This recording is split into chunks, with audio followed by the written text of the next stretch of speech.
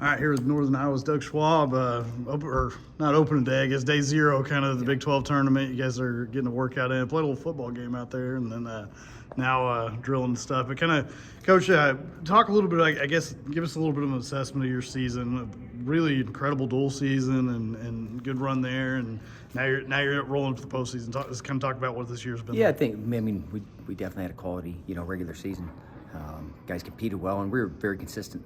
I felt like in the focus effort. I mean, you're you have that many matches, you're gonna have a little bit up and down. But I thought our guys were very consistent. Really reflected to me, the level of our training. And I think when you kind of talk about singing to the level of training, it'd be like we're very demanding of the energy and focus that they bring into the practice room, and that then their partner helping elevate their level. Focus has been great. You get to the point in time where it's time to compete, and like you said 0 hours almost here. From the Big 12 season, but we really just try to see how much ground we cover as a group, and that's going to stay the focus no matter what. But really happy with our regular season. But we want to outdo our regular season with this postseason. So we've had a couple teams. I talked to Brian Smith and Kevin Dresser, and Iowa State and Missouri have dealt with some injuries. And is your team pretty healthy right now? I mean, injuries are part of it. I mean, keeping guys healthy, and obviously there's things that happen, but nobody cares. That's just the nature of the sport, and I think athletics in general, that no one cares if your guys are beat up and they're tired and sore and all those things. Like, you have to be able to manage that. So we're, knock on wood, we've stayed pretty healthy throughout the year, and I think that's a lot of keeping engaged in your training. We talk about that, and just guys taking care of themselves. I know there's some things that happen, but we're pretty dang healthy. And really the biggest thing is being healthy right up here, and that's a constant battle that guys are going through. But I feel good with where this group is at and the work that they've put in, and now it's just time to go shine. With Keck Eisen, he's got a tough one here with Plott likely in the finals, but he's got a couple matches to get there. Yep. But that's kind of what's circled. But everybody's talking about the final that will likely happen in NCAA's. Where do you see him right now, and how he's kind of handling that and this season and approaching that big match? A lot of points. I mean, the guy scores a lot of points. I mean, he's bonused, I think all but 2 guys all year. So he goes out and scores a lot of points. He leads the way for the team. I think he's very aware that this year is a gift. These guys got a 5th year. He was in the room in the 2020 class, when that national tournament got canceled. So I think that's something that he's never taken for granted, having this opportunity, and then the guys that getting this extra opportunity, man, all you can do is be grateful for it, and then go out and compete in a way that I think elevates your teammates and elevates the history, and really that 2020 class. That's, to me, that what goes in his head, and I think that's what he's thinking right now. You're talking about matches that are in front of him. I know the best thing that he does is he just takes care of what's right in front of him. I don't think he's thinking ahead. He's preparing for those things, but I don't think you can get ahead of yourself. And that's one thing I think he's done an incredible job of really his whole career, not getting ahead of himself, staying in the moment and trying to cover as much ground as he possibly can. The dude loves wrestling, and if you watch him train every day, you would understand why he's so dang good. So with that, he's, like you said, he's on his 5th year and all those things. Talk a little bit about the monumental impact he's had on your program. Just his presence, and not just him winning, but just everything that he's. Well, just the consistency that he shows in the room every day, and the things we talk about, being gritty, selfless, and coachable. Like, he embodies those things. So when you're most credentialed athlete, also toes the line in that respect. It helps your coaches. There's so many things with the other leaders on the team. We got 4 captains on our team. He's one of those guys. A lot of things never get to me. Those guys take care of things outside of the room, and that's, I think, when you talk about culture, that's what it is. It's an everyday thing. It's everybody.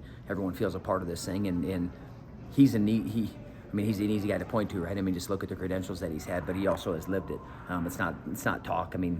Obviously with the climate of college athletics right now. You know, certainly there are opportunities for him, and he understands that relationships matter, and the people you're going to be around, believing in them isn't just a given because you get a paycheck, right? Or you get, all of a sudden someone, gives you something like that. Doesn't mean that you're going to trust and believe or get better, in that situation. So I don't know. We're fortunate to have a leader like that on our team that embodies everything that we talk about. It's not just talk; it's all actions. So again, we talked a little bit about the dual season you guys had. It's been a really, really good run. Sets up for a shot at a Big 12 title this weekend. Is that in the conversation, or do you just kind of focus on the matches, or what do you look at as a team? I think you can't get ahead of yourself. You got to take care of what's right in front of you, right? To say that that's not part of what these guys' goal is, absolutely it is. I would imagine that the prognosticators, probably have crowned, Oklahoma State already. The great thing is we have a whole lot to say about that, and I think other teams do too. But with the way these guys have competed this season, they've shown they're as good as anybody in the country, and to me that's exciting. Now it's just going out and continuing to do it for, we got 9 first-round matches, and that's really what our focus is scoring as many points you can in those, and then moving on from there. But that's definitely what we're going after. But performing at a really high level and performing, inspired's kind of been coming to mind. So your heart, head, guts, they all combine together, man. When you go out there and compete, and it's something bigger than yourself. And I think that's very evident with our team that, we compete for each other in something bigger, and that's where you get those kind of performances. And we look forward to having one this weekend.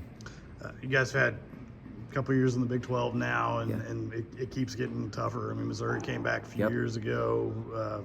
Arizona State's in here now, and they're a really good program. It's just all the way around. What do you feel like this tournament does for your team as they go a couple weeks later and compete in the NCAA tournament? Well, it is. You're talking a mini national tournament. You got you got a national champ at 25, 41, 84. Is that 3?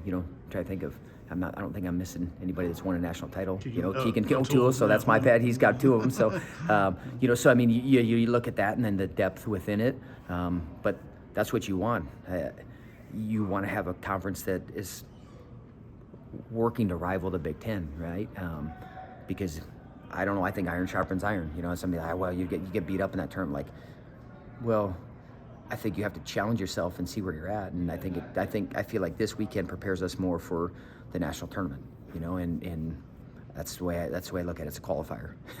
And we got to make sure that we qualify our 10 guys and we take 10 to Philadelphia ready to score points. So with that, you guys have wrestled here in Tulsa, and next year they've announced the open part of the season. They're going to do that dual tournament here and all that stuff. You guys won the closest thing we had to that this season.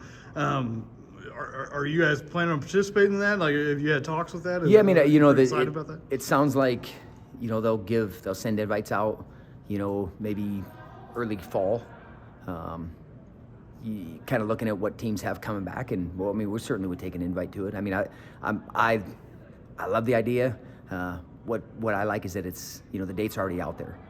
For me, if we can start to craft our schedule a little bit around that, having those dates early, and then you can adjust your schedule. So I like that they put it out there. Everyone's on notice that this is going to be an opportunity. We'll see who takes it and who doesn't. All I say is, we get the opportunity. We certainly are going to come, look at competing in this thing and showcasing, I think, the sport. Nothing like duels. I don't care. I love the national tournament. It's an incredible atmosphere.